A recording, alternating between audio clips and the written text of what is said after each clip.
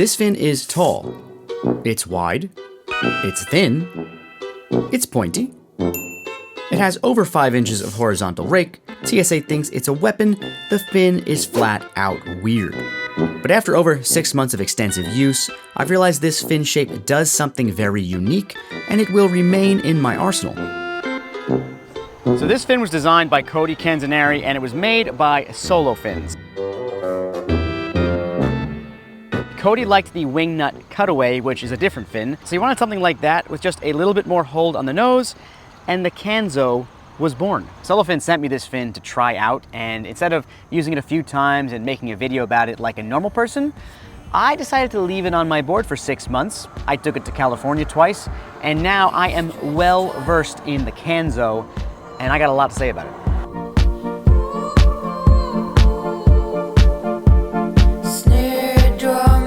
Yes, me and this fin have been everywhere together.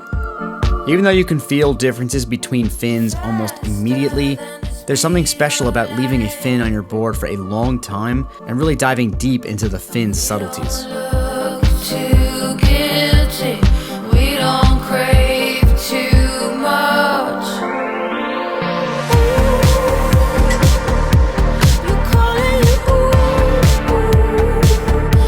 In this video, I'm going to cover all the usual things like how this fin nose rides, how it turns, and then we'll talk about what I discovered about this fin in California and what really sets it apart.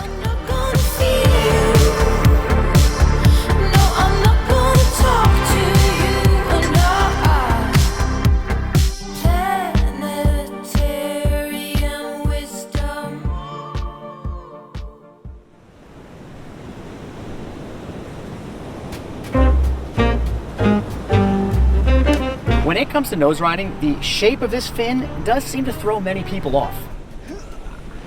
Waves are terrible. I think it's a coffee shop type of day. The whole time I've had this fin on my board, I have had a few people come up to me and say, hey, why don't you put a wider fin on and your board will be more stable? The general rule of thumb is the wider the base of the fin, the more stable your board will be. Well, the base of this fin is not that wide, especially when we compare it to the pivot fin. Yet, it's extremely stable, so what's going on? Cody did add this little death spike right here, which does widen the base a little bit, adding stability, also making your chances of the TSA confiscating it higher. Oh my gosh, you got to be kidding me. This fin literally just fell off of the cannon because I put it up there in not a good spot, and I just damaged it. You gotta be kidding me.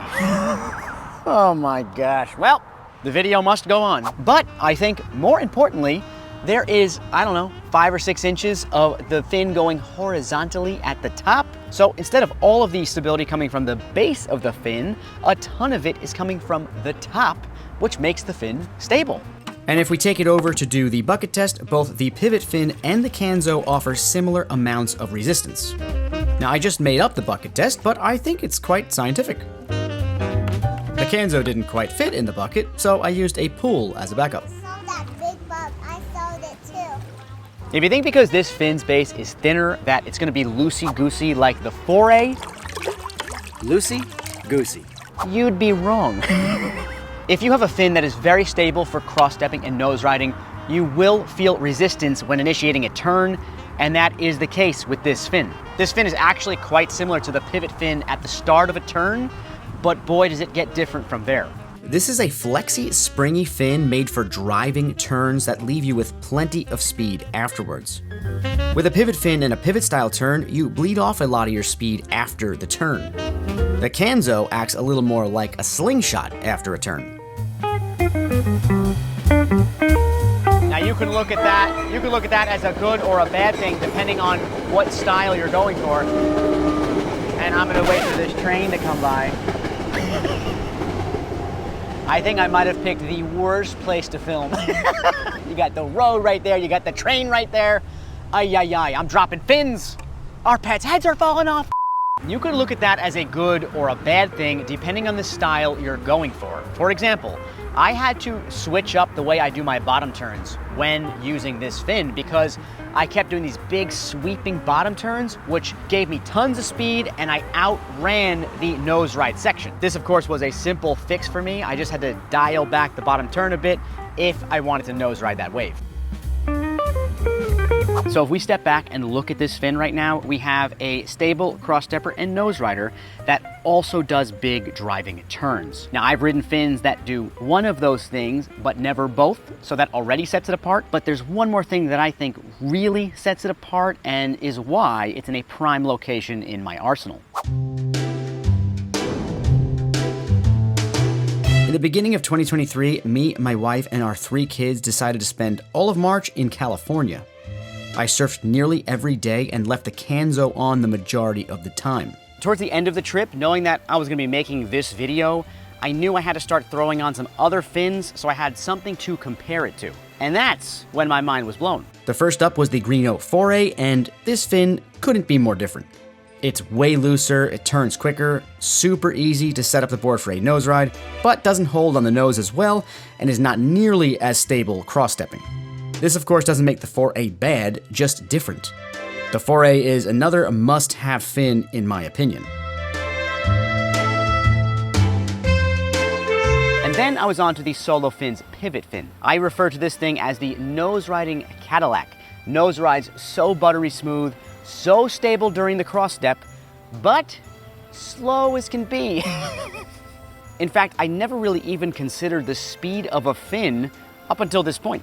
I'm so used to riding inconsistent beach breaks in New Jersey, and without consistency, it's actually really hard to judge how fast a fin is. Well, this here was my favorite spot of the whole trip, and it's a very predictable and consistent point break.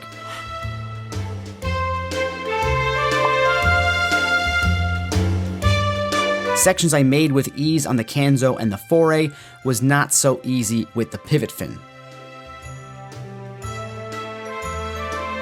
It was so slow that once I took the pivot fin off and I put the Canzo back on, the difference was crazy and I just started flowing down these waves so much easier. This is a slightly faster point break, so that's a significant detail when deciding which fin to use. The Canzo is a super stable fin that is also fast. And that, my friends, is unique. Now, if you're interested in trying this fin, Solo Fins did give us a 5% off coupon code. I'll put that link in the description. I also highly recommend their pivot fin, another fin of theirs I really like. Now, I did just say that that fin was slow. Slow, not always bad. And if you watch this review I did of it next, you'll see what I'm talking about.